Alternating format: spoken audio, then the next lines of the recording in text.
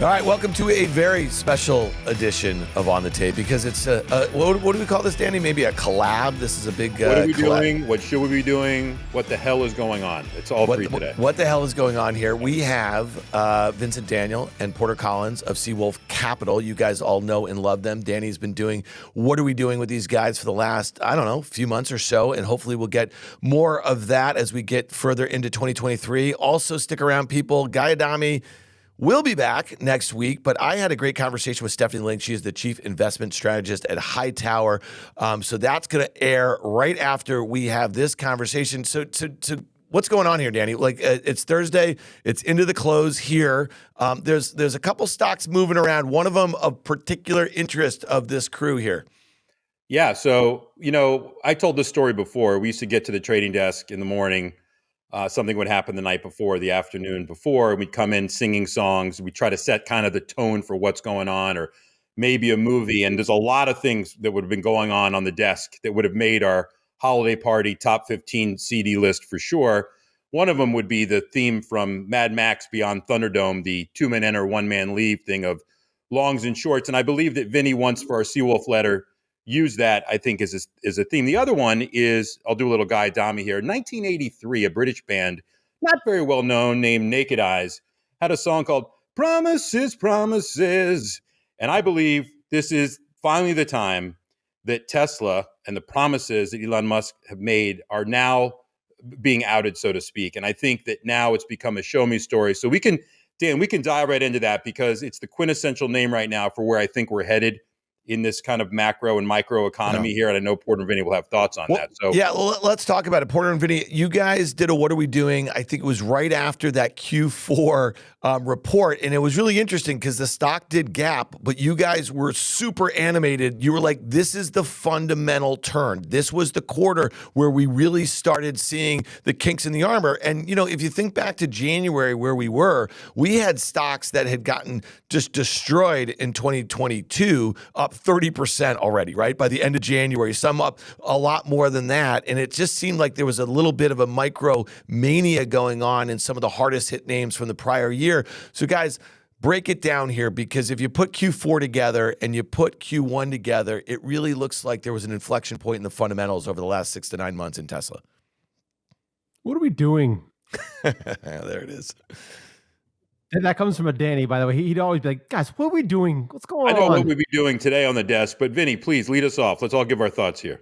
So I think it's important, I say this a lot, that it's important to listen to what the Bulls have to say, and no better chance to listen to what the Bulls have to say than to listen to the conference call. And so I think all four of us probably did it yesterday. And a few things struck me. So the bull case argument on Tesla was, coming into this quarter, was, yes, they're lowering prices, but their cost of goods sold will go down just as much to create a high net operating margin per car sold. And as a result of lowering prices, they're going to raise the amount of cars they deliver to around 20 million. None of that happened, right? So essentially the price of the car went down. The cost of goods sold went down, but not as much.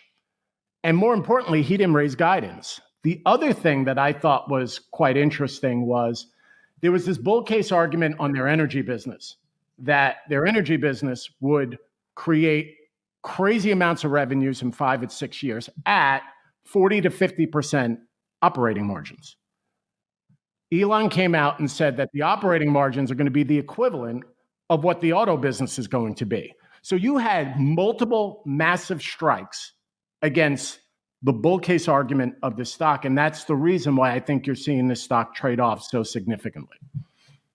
So Vinny likes to listen to the conference calls. I have trouble with the conference calls. I have trouble with Elon stammering about and making up whatever he wants to make up. So I listened for about 5 minutes, and that was about all I could take. But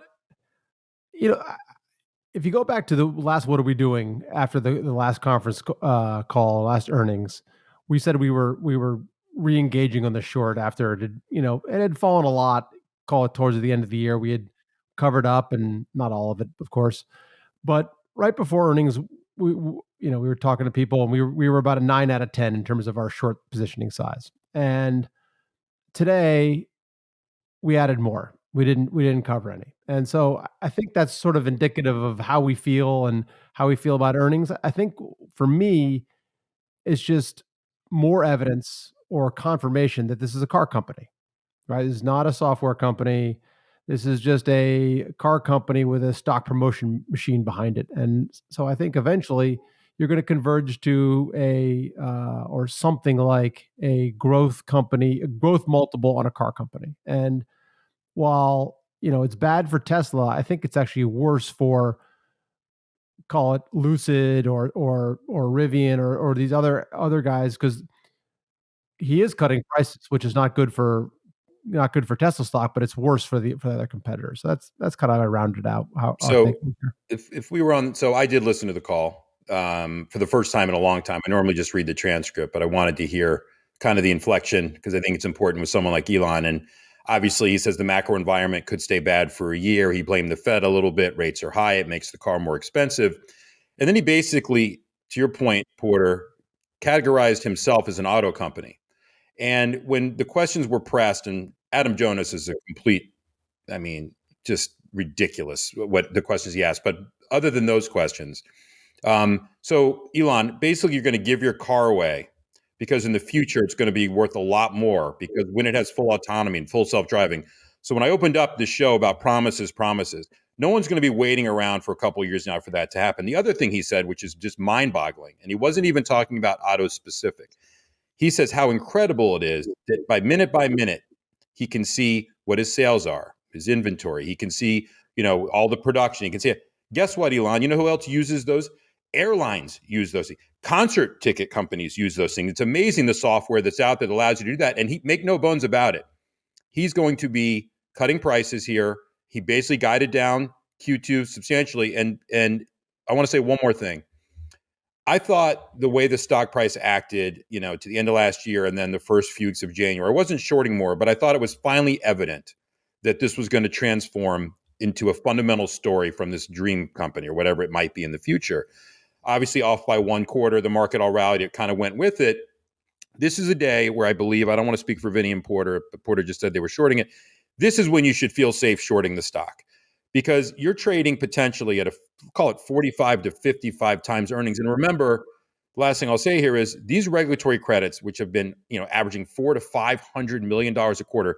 For people out there, that's 100% margin type product. So the more that you produce, the more that you sell, the more credits you can go to sell to gas guzzling auto manufacturers that need them, right, for regulatory. So these are all things on a fundamental basis to me that line up.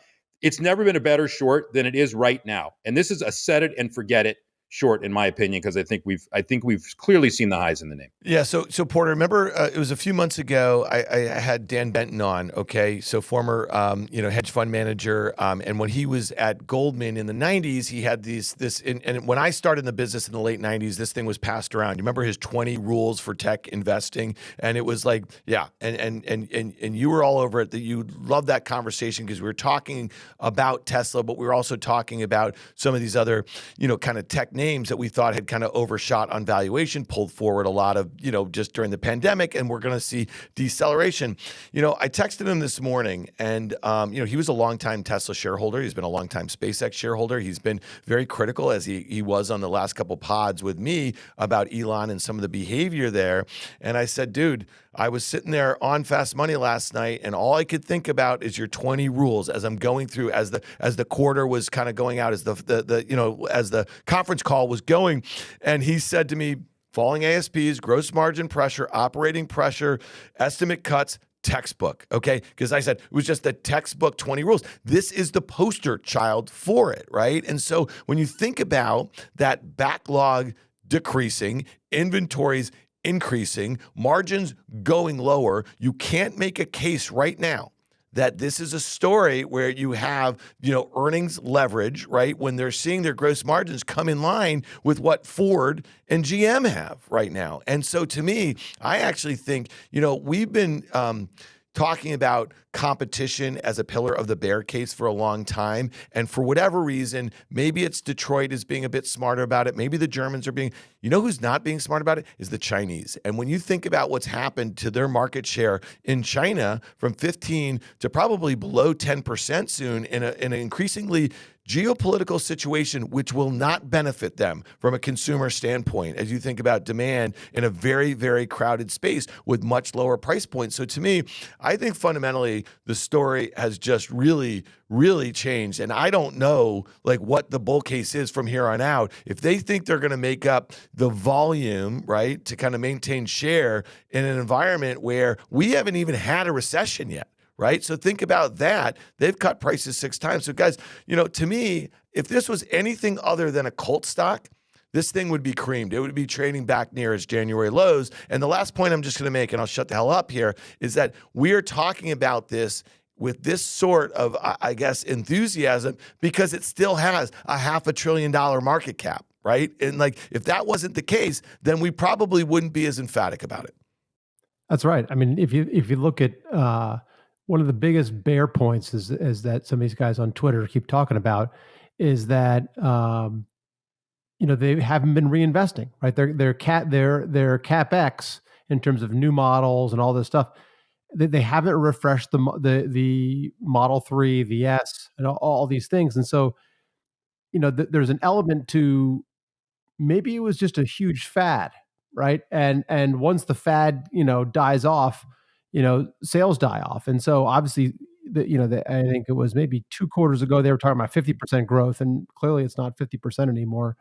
And, how much more do they have to keep cutting prices to keep up this fad or growth train or whatever it is? And the other point I'll end on is that the production, I think for 4 to 5 quarters in a row now, has been above sales. And so, just as they came on with Berlin, as they came on with Austin, and they're having some real problems, and this is one of the first big, or maybe not first, it's a big gut check for Elon at this point of what he's going to do, how fast he's going to grow. This Cybertruck, which will be bought by, I think that the crazies will buy him. I think it's the ugliest car I've ever seen. Right. And so I don't know how it sells. I mean, you look at that Rivian car and it looks gorgeous, right? The SUV, it looks fantastic. And against the Cybertruck, it looks terrible. So let me just say that, if this stock, it closed at whatever, 78 yesterday, and it's trading down to 162, and it's a 570 billion market cap, and it goes to 520. The crazy thing about this company, if the stock was 300, then maybe it's at 270. If it's 200, if it's 100, maybe there's no basis for valuation. Take Elon out of the equation here completely. Just say, okay, Elon's a normal person that you actually is trustworthy, right? There's no basis for it being here. So this is going to the same way his Starship just imploded, right? This burned back through the atmosphere. He's had a rough 24 hours. This burned back through the atmosphere here of becoming a story on the come to a fundamental story. And let's keep in mind, what they did in cash flow, only positive cash flow because of selling these credits. They missed this thing by a mile, and the operating margins, X these credits and FSD, which shouldn't be recognized at all, was under 20%. And he's telling you it's going to stay there, and he is going to be cutting prices. Make no mistake about it. So I'm not sure exactly, and I know Vinny has something to say here, but the reason this is so important isn't just about Elon Musk and Tesla. I've been saying this for 3 years now. This is the perfect example of everything in this market. I'm going to say is wrong. I just think is misperceived or mispriced. And this is the last one. There's some other ones out there, but this is truly what represents to me everything that's kind of going out there that may be wrong in this market. It's not that it doesn't make a okay car. Okay, I'll give them that, but it's just not worth what it is. And the fact that people thought they were immune from an economic cycle. Dan, you asked me last week on our last question on the tape. You said, hey, Dan, you want to talk about Tesla? I go, I think this is the quarter that people realize that it's going to face economic headwinds like everybody else. That's all it is. I just don't think he has the ability to kind of maneuver in that environment. Something didn't square for me on that conference call. And Dan, maybe you could help me out. I've asked you this before. His goal right now is to put as many cars out there as humanly possible, because at the end of the day, he believes in his autonomous initiatives. Okay, fine. I don't believe, or at least technology has suggested, that the hardware never keeps up with the software. So as a result, to get to what I believe you need is level 5 autonomy to have a truly autonomous car. And who knows when that's going to happen, if it's going to happen. Are the cars he's putting out there right now, are they going to be equipped? I mean, it's not 100% certainty that they're going to be equipped to do what he thinks they're going to do so he could charge them money and the like. I'm ignorant here. I would love That to was get asked your last guys' night. response. That exact question was asked last night, and he really couldn't answer it. He goes, yes, no, yeah, sure, software updates. But anyway, so I'll let you. Well, you know, I mean, here's the answer to your question, and it's NVIDIA, you know, up 90% on the year because, and a large part of this recent move was these advanced chips that are needed for these large language models, right? For this AI. So when you talk about, you know, layering in, and AI is a huge part, right, of full self-driving. So the answer has to be, and I'm, you know, Vinny, in the same camp as you. I'm not, you know, I just read a lot about tech. That sort of thing. I don't know anything about. There's no way that Model 3s that were shipped in 2020 or 21 are going to be able to withstand, for if you're going to be charging 10 or 15 grand for FSD in 2024 or something like that, which we know is not going to happen actually, there's no way that the chips in that car are going to be able to do what it needs to do. I mean, that's just a matter of fact. So, to me, it's interesting. One of you guys just mentioned this, is that, the thing that just strikes me, guys, is that he is the CEO of a $500 billion, listed company. He is the CEO of a company, SpaceX, which you guys just referenced this, just had this rocket blow up. They're trying to put a nice spin on it, but really what it does, it pushes out the likelihood that they're going to have manned missions to the moon anytime soon, okay? And just the other thing is that they're trying to raise money for SpaceX right now. All right. So he was using Tesla as a piggy bank to buy Twitter, right? For the $44 billion. He took $13 billion in debt. He just marked that down to $20 billion. And you say to yourself, this guy is spread so thin, sleeping on cots in Twitter's headquarters, starting culture war fights, sitting down with Tucker Carlson. You know what I mean? I mean, the list goes on and on and on. How can this guy be running any of these companies particularly well? And the other thing is, if we have a recession, think about what that's already done to ad sales at Twitter. If we have a recession, think about what that's going to do to expensive cars that they can't cut prices fast enough, right, for the demand, which the demand is waning. And think about this, if they keep having rockets explode, this guy who is not liquid is going to have a huge problem because he's got this debt load on Twitter and he's got a declining price of the Tesla stock, the thing that he used to fund all of these activities. So to me, talk to me about that, Porter, because it seems like, and I know, Danny, you wanted to use this thing. Elon, welcome to Thunderdome. Well, I'll segue here a little bit into, if you think about how we look at stocks, right? I always say the first thing we look at is the balance sheet, not the income statement, right? We're financial guys. That's where we cut our teeth.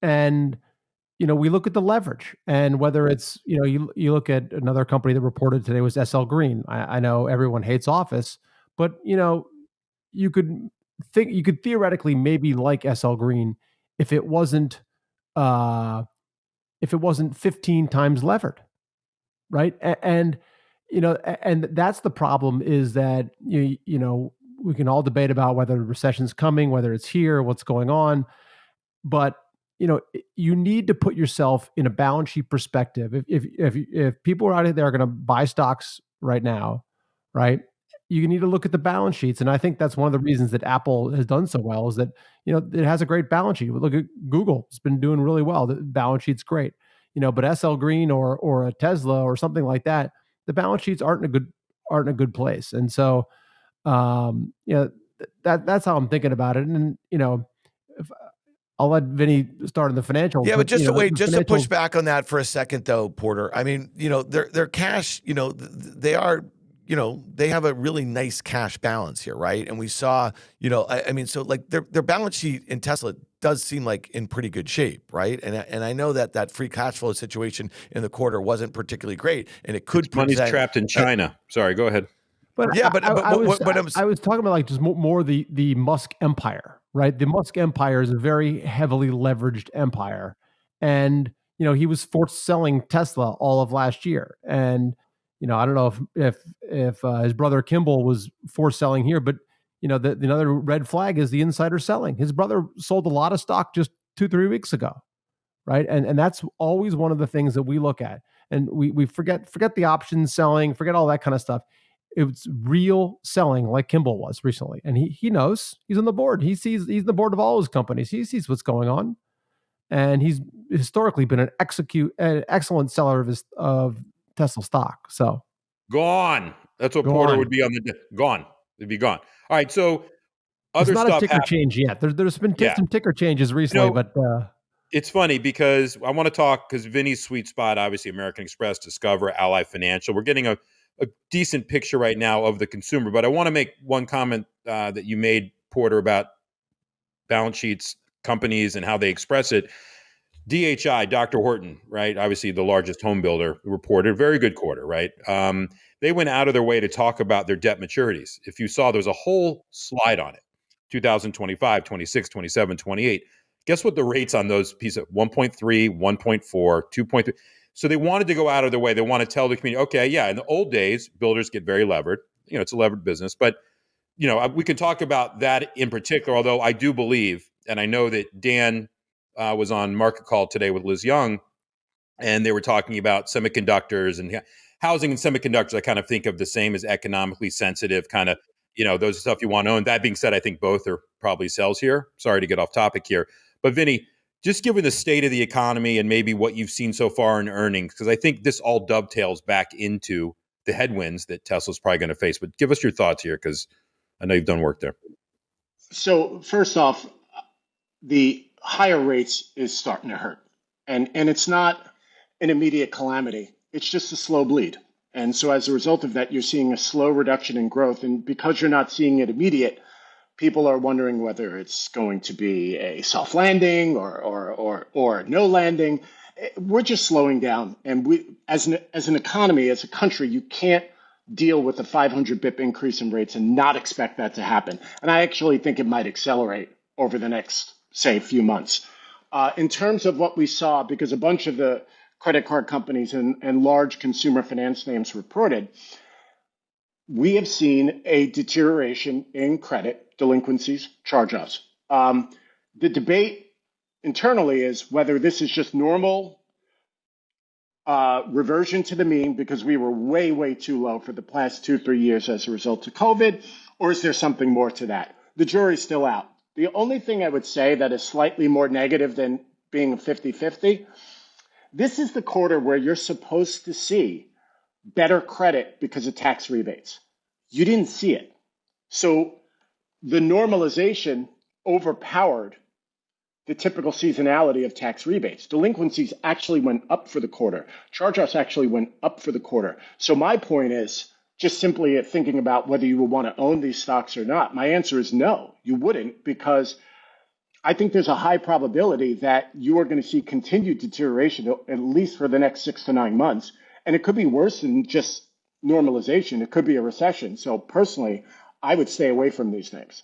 And Porter, I want to hear your thoughts, but I think Amex was the most revealing to me, because they talked about how people coming out of the COVID shells and people spending money on tourism and T&E stuff has picked up. But they made a note that goods and services have been slowing down kind of in spending. And to me, we still have this kind of blow off run here. And yeah, I think I don't believe they give quarterly guidance, right, Vin? They just give annual guidance, I think, American Express. Annual. And so you don't know what their charge-offs are going to be. But to me, they're a little bit higher, I think, than some people had potentially modeled. And they said, okay, but we're growing more. And I just feel like, again, to dovetail this back into the U.S. consumer, the picture that we're starting to see, and I think Ally was another one, Discover was another one, and those guys obviously cater to a lower-end consumer than American Express. But Porter, talk about that, because I know the banks themselves, it gets washed in the Wells Fargo's, the Bank of America, because it's an important part, but it's not everything there. It stands out more in these other companies. Give us your thoughts, and also your thoughts on the banks here, just in general.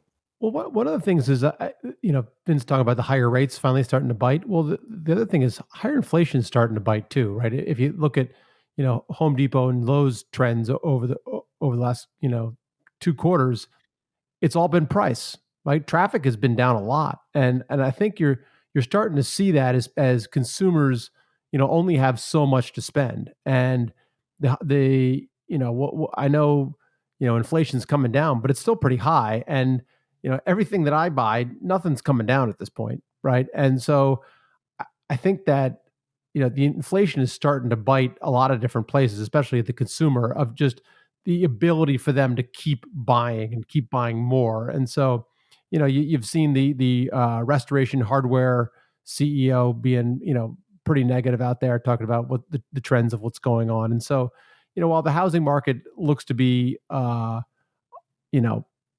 okay right now because there's just not a lot of inventory, I think that there's other consumer discretionary stuff which is really slowing a lot. And Let's then be clear. if I think about the banks, Yeah. you're coming off a banking scare or crisis, whatever you want to call it, where you had two or three banks, big banks, fail, and UBS, Silicon Valley, and Signature, the big three.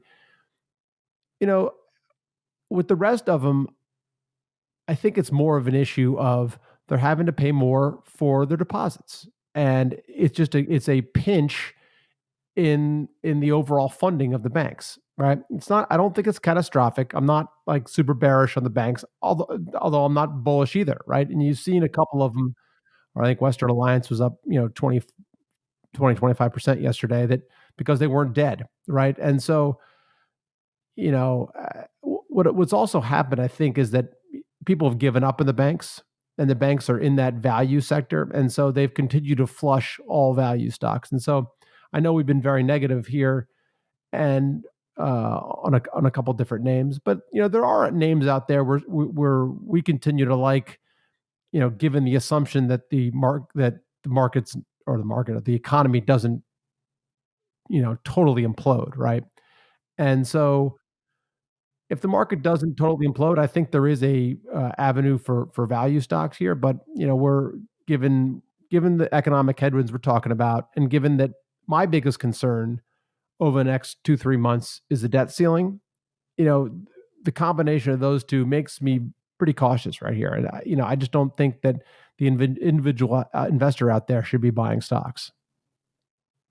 Yeah, Vinny, we've been talking about bond market volatility with you guys and with Guy for a year now, and there was a lot of charts floating around the interweb. The MOVE index versus the VIX, and this VIX is just it was trading at a level that it hadn't been at since January of 2022, right? When the S&P was at 4,800 at its all-time highs, and now here we are on a day like today, which I think is interesting that it's up.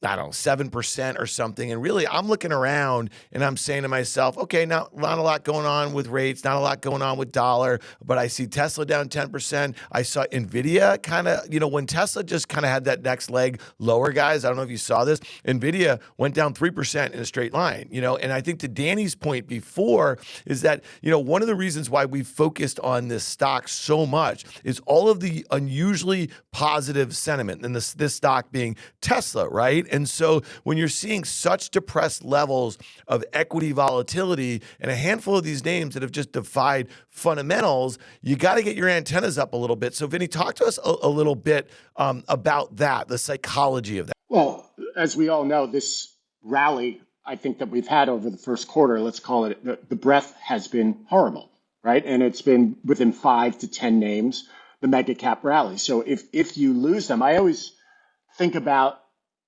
markets when they go down. When my names go down, I never get a call from friends because who in the world owns the typical stupid value names that we own? But when Tesla goes down 10, 11%, I start getting texts from friends and saying, what's going on? You're going to get calls over the next 2 days, assuming this continues, about what's going on. So I think it's finally a recognition, Dan, that the economy probably is slowing a little bit more than people think, and it's starting to frighten people. And also keep in mind, I say this a lot, the levels of volatility are extremely low, not just the MOVE index, but the VIX. Keep in mind a sizable portion of incremental capital, institutional capital, is predicated, the amount that they deploy is predicated on those volatility levels. The lower the volatility levels, the higher the amount of capital deployed. So there are quite a few friends of mine who are contrarian, say that when the VIX is at 16 or when the MOVE is wherever very low, they get very short. because they know that basically their balance sheets of these large pools of capital are expanded.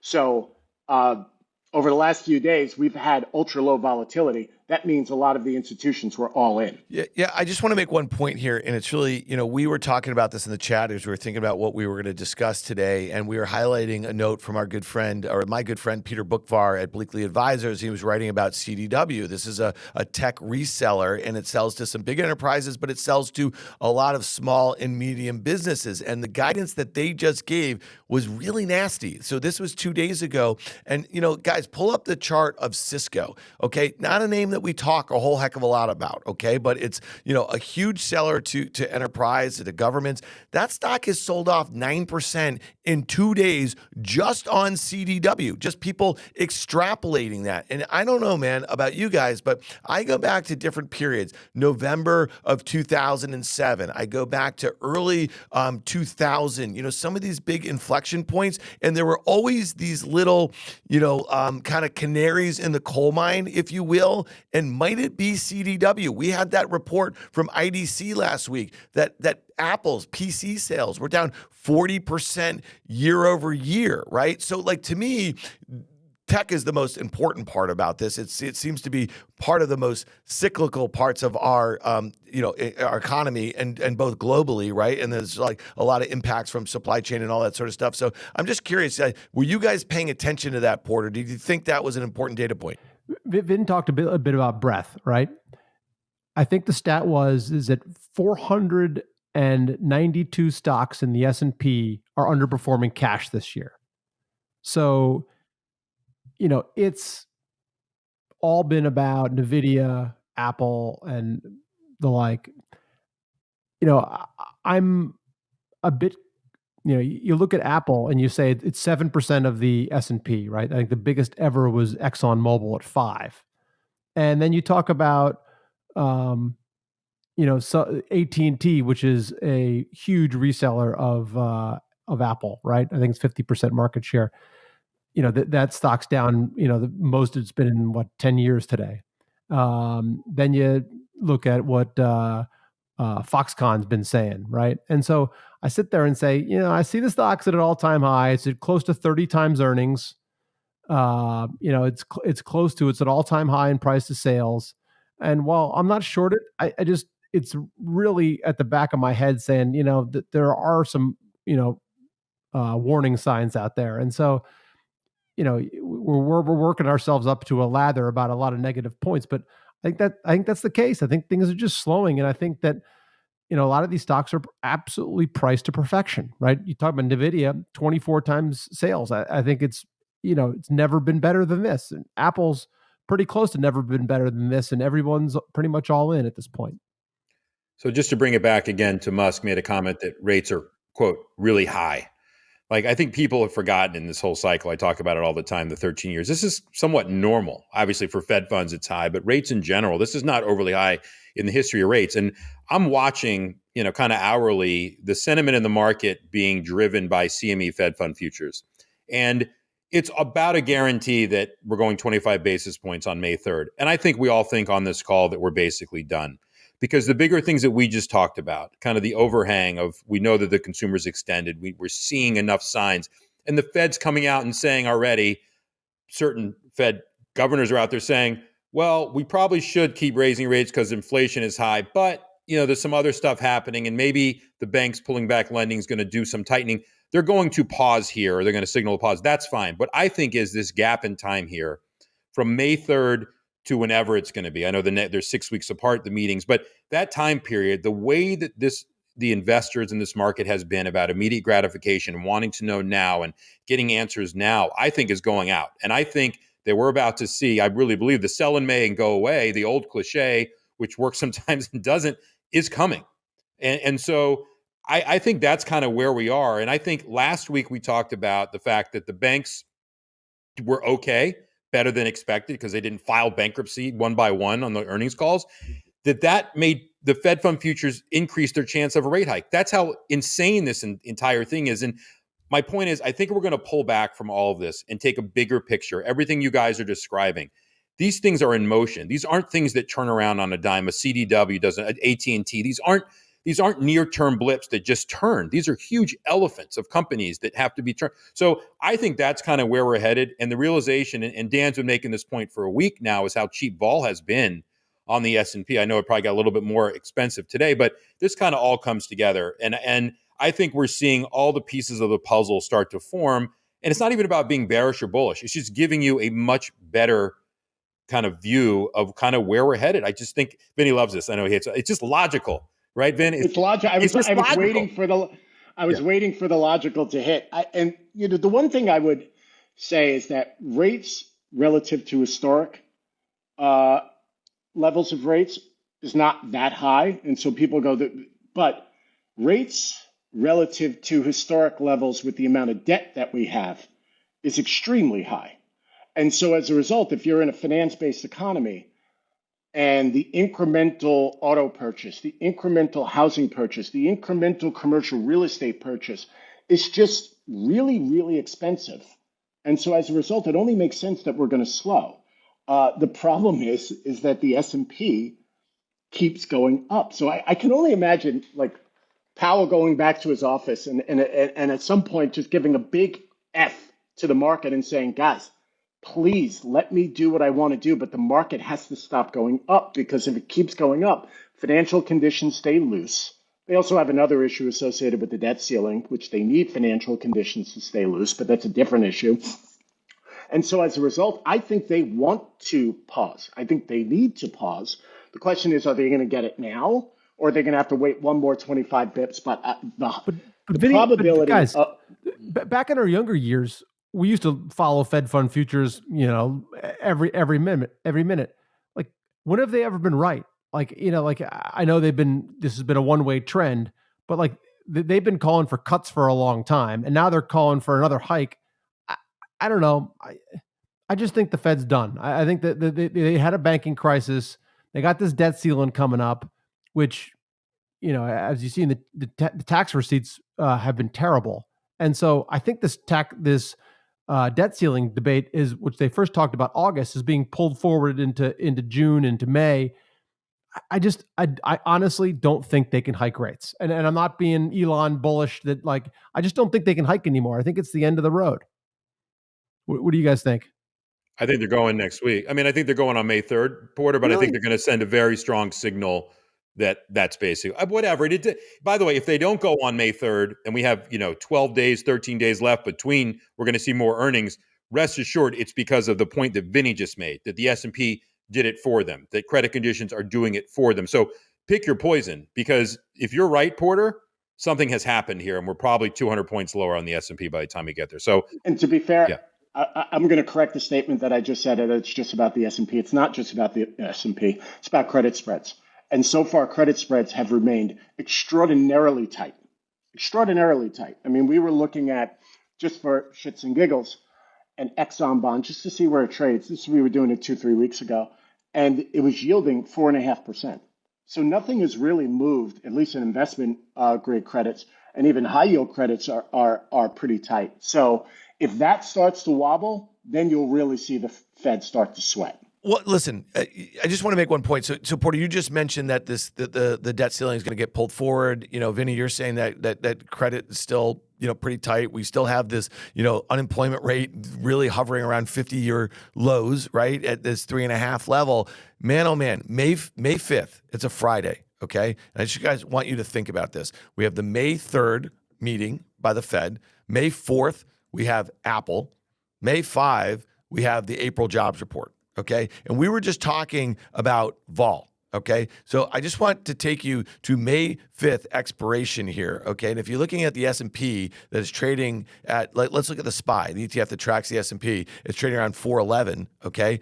The at the money put in May 5th expiration would cost you $5. I just told you that the SPY is trading at 410. You can do that math. If Guy Adami was here, he'd say that's a 1.something% move, less than 1.5%. Does that seem absolutely insane Giving what we know about the way the S&P has rallied off of the March lows, the way the level of complacency that we see in volatility readings, this Fed meeting, which even to Porter's point about what Fed funds is telling us is going to happen, we have no idea what they're going to say about it, right? And then all of these mega cap earnings that we have over the next 2 weeks, it just seems like something's about to give here. And it's like the vol market is screaming at you to take a view. But Dan, and Vinny and I don't have, we only have, we're a couple large cap shorts. The rest of the stuff we do is all stuff that no one cares about, which we prefer, but, and shorts that are idiosyncratic. But I would say to this, if I'm right and the Fed doesn't hike rates, you could see possibly a relief rally on the S&P. So listen, things are always tricky, right? And but I think that the longer term, flesh out of hey, things aren't so great, the economy is slowing. I think that should lead to a lower S&P. But in the near term, if they don't hike, you could possibly see a relief rally. Vinny hates options, by the way. Usually I'm wrong. So Vinny hates options. Vinny would rather be the bookie, and he's not wrong. He wants to be selling, all the time. He's probably right, but he uses it as Griffin. Yeah. Oh God! Let's not go there. You killed me. Oh jeez. You lost me. I had a train of thought. I had a thought, Porter, and that. Well, while that you get the statement thought just back, lost let me just say that because Guy's not here and why we. Oh wait. I got Hold it. on. What? I got it. Wait. While we sit here, the Mets have a better record than the Yankees. So F you, Guy. All right, go ahead, Vinny. So without our two stud pitchers really doing anything, they're pitching And cheating off with too. some type of substance. Go ahead. A lot of what we talked about, like you ask yourself the question, well, what in the world do you own, right?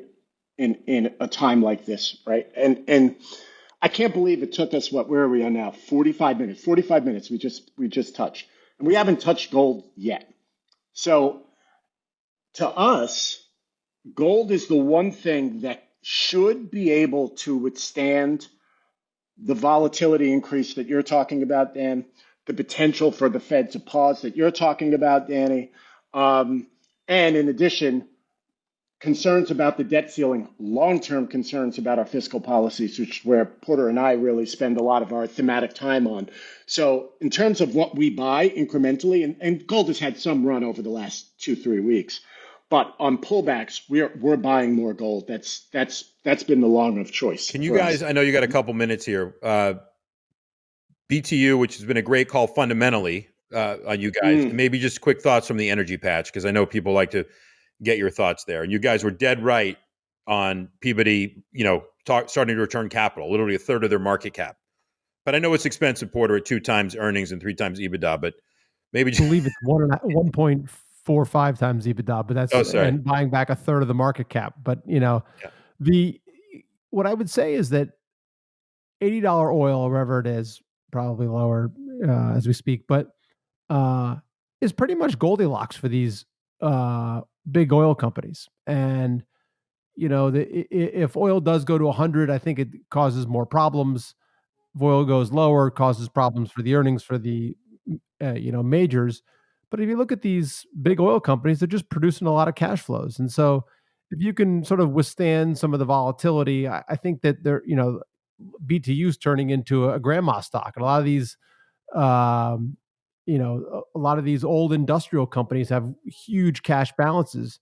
We'll be buying back a ton of stock and they're going to return a ton of stock. So I think, while everyone's worried about, economy slowdown, oil slowdown, crack spreads, I still think that, $75 to $85 oil is a really good place for a lot of energy stocks. That said, and I hope I'm wrong. I'm sure you are. I really hope I'm wrong on the next statement. I'm not expecting anything from these energy names over the next 2 months, mainly because we're in markets where if the KPIs are not going your way or not favorable, it's really, really tough to see near-term appreciation. So I expect them to flounder, perhaps go down. However, if the price of oil holds, even within $10, or the price of energy holds or even goes down a little bit, these things are going to be ridiculously cheap. So I'm not expecting upside in the near term, but we're not necessarily selling Peabody with a third of the market cap coming our way. And they're going to have dry powder to buy more stock over the upcoming few years. Vinny and I are doing our first coal visit. We're going down to some mines in West Virginia in a couple of weeks. So we're going to see AMR, which is a met coal producer. So we're pretty excited about that. All right. Well, we should do what are we doing right after that? And Vinny, on your point on energy, if energy's not here to save the S&P, so to speak, that's not a very good sign, because they should be the strongest earnings producers, in my opinion. I could be wrong. You guys are close to the story, but at least from a valuation perspective, there shouldn't be a lot of downside in them, but that's a little bit scary. But I'm also thinking market structure, Danny, right? So well, you're Mets. You're Mets and Jets, so you're expecting a fumble, an interception, a penalty of some kind. Deeper. Yeah. It's deeper than that. It's as value idiots like we are. We know that the sponsorship associated with the names that we like, it's just simply not there, right? And so as a result, I'm not expecting people to, when they look around to see what they want to buy, if anything, they're going to say, wow, this coal company trades at 2-3 times earnings. I need that. They don't, that's not where they look. They even rather look at something like AT&T or Google or some known brand name that they know that they might buy. They're not looking at coal. God, I hope I'm wrong. The good news is that on a lot of these names, the companies are buying back stock and they're not levering up to do it. They're just taking operating cash flows and they have nothing better to do with it than to buy back stock at 2 times earnings. So what we're hoping for over the next 6 months to a year is that companies like BTU and this company that we're seeing in West Virginia is going to buy back 20 to 30% of their float. That's what we're hoping. A year. So in perpetuity. All right, guys. Well, you've been extremely generous with your time. Great timing to have you guys on. I think things are in motion. Let's just say that. I think for a fundamental tape to reemerge here, what we saw a lot of last year and not really the first quarter of this year. So definitely want to have you guys back post-Fed. And if you can survive your coal mine visit, definitely want to hear about that too. So, and Dan, even though Elon Musk is picking on you, we love you. So, I'm off Twitter. He bounced me there, and we had a couple ideas for titles here, and we obviously went with Thunderdome. The other one would have been, you remember that scene, Vinny? You know the scene in A Bronx Tale where the bikers are in the bar, and they kind of now you can't leave. Now you can't leave, and I think that's the bar. I think that's the bar that Elon just entered in 2023. So, guys, thanks so much for joining us. Guy was bummed to miss us. I can't wait to do it in person when we're all up here later this spring. So here's a little what are we doing with Vinny and Porter and Danny. Thank you guys so much for joining us. Stick around. I have a great conversation with the indomitable Stephanie Ling from Hightower. Thanks. What are we doing?